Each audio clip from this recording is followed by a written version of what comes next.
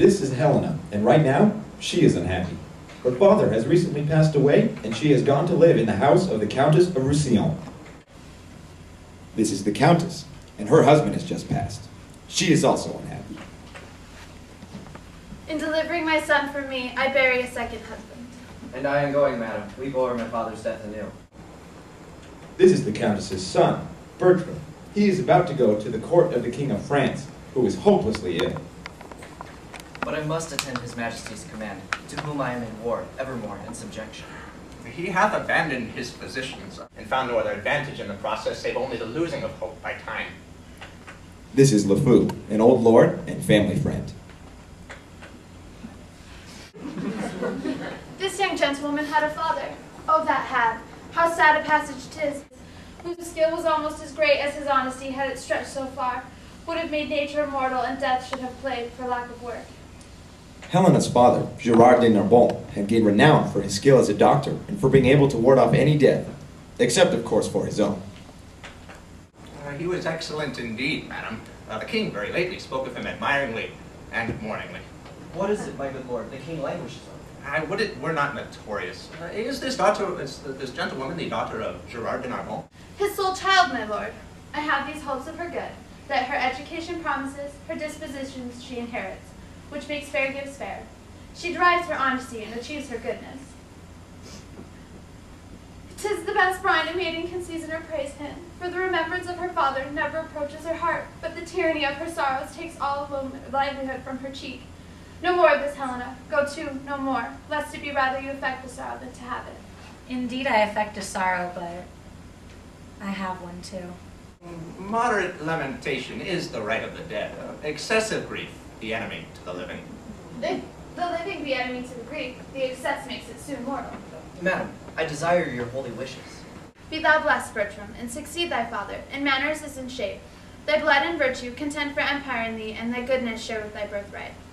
Love all, trust few, do wrong to none. Be able for thine enemy rather in power than use, and keep thy friend under thy own life's keep. Be checked for silence, but never taxed for speech. Oh, what more that heaven will, my prayers collect down. Fall on thy head. Farewell, Bertram. 'Tis an unseasoned courtier. Good my lord, advise him. He cannot want the best that shall attend his love. Oh, heaven bless him. Farewell, Bertram. The best wishes that can be forged in your thoughts be servants to you.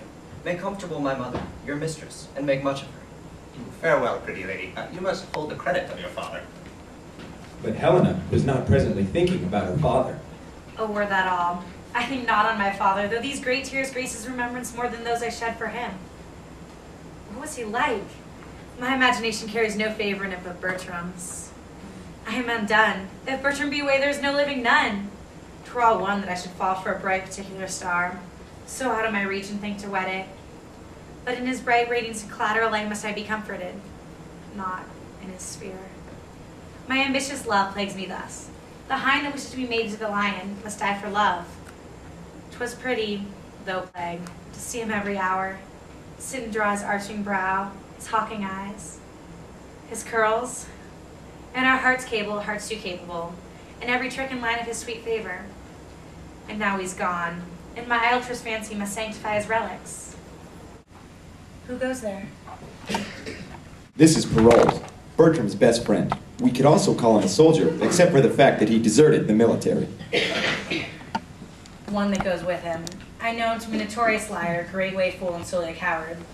Yet full oft we see cold wisdom waiting on superfluous folly. Save you, fair queen. And you, monarch? No. And no? Are you meditating on virginity? I say, you have some stain of a soldier in you. Man is the enemy to virginity. How may we barricado it against him? Keep him out. But he assails, and our virginity, though valiant, is yet weak in the defense. Is there no military resistance, how virgins might keep out men? There is none. Man, sitting down before you, will undermine you and blow you up. Lest our poor virginity from underminers and blowers up. Unfold to us some resistance, how virgins might blow up men. Virginity being blown down, man will quickly be blown up. Mary, with the breach yourselves made, you lose your city. 'Tis too cold a companion. Away with it. I'll stand for it a little, though therefore I die a virgin. 'Tis against the rule of nature. Keep it not, you cannot choose but lose by it. Is there a way how virgins might lose it to their own liking? Let me see, Mary. To like it that ne'er it likes. 'Tis a commodity that will lose the gloss of wine. The longer kept, the less worth. Mary, your virginity, your old virginity, yet 'tis like one of our French withered pears. It looks ill. It eats dryly. It was formerly better. Mary, yet 'tis a withered pear. Will you anything with it? I have my virginity yet. There he is at court. It's a learning place, and he shall. I know not what he shall. He is one. What one of fate? One that I wish well. 'Tis pity. What's pity? The wishing well had not a body in it. That we, the poorer born, baser stars who show us in wishes, might with effects follow our friends, and show we alone must think, and never return us thanks. Rolls was intrigued, but had to run, as he had also been called to the king's court. Little Helen, farewell. And if I shall remember thee, I shall think of thee at court. Monsieur Pearls, you were born under a charitable star.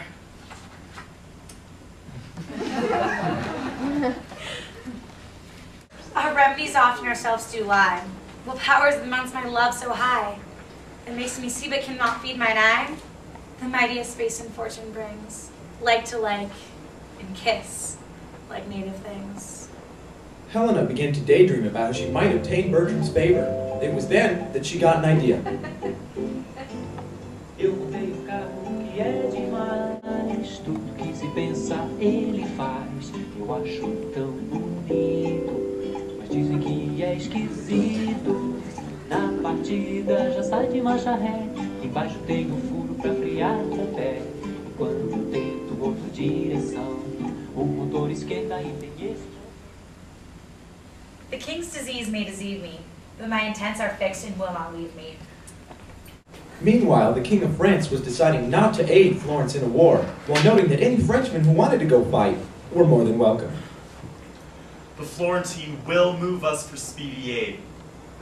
Yet, for our gentlemen that meet to see the Tuscan service, freely have they leave to stand on either part. What's he comes here? Youth that bears thy father's face, frank nature rather curious that in haste hath well composed thee. Thy father's moral parts mayst thou inherit too. Welcome to Paris.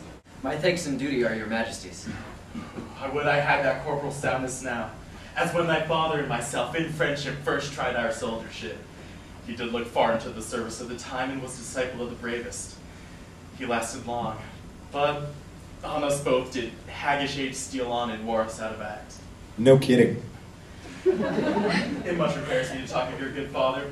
Such a man might be a copy to these younger times, which, followed well, would demonstrate them now, but goes the hemorrhage. His good remembrance, sir, lies richer in your thoughts than on his tomb. So in reproof lives not his epitaph, as in your royal speech. Would I were with him. He would always say, methinks I hear him now, his claws of words he scattered, not in years, but grafted them to grow there and to bear. Let me not live, quoth he. After my flame lacks oils, be the snuff of younger spirits, whose apprehensive senses all but new things disdain, whose judgments are mere fathers of their garments, whose constancies expire before their fashions. Well, this he wished, and I after him, do after him wish too. Oh, you are loved, sir. They that least landed you shall lack you first. I fill a place, I know it. How long is it, Count, since the physician at your father's died? He was much famed. Some 6 months since, my lord. If he were living, I would try him yet. Lend me an arm. The rest have worn me out with several occasions. Nature and this abated at their leisure. Welcome, Count. My sons know dear.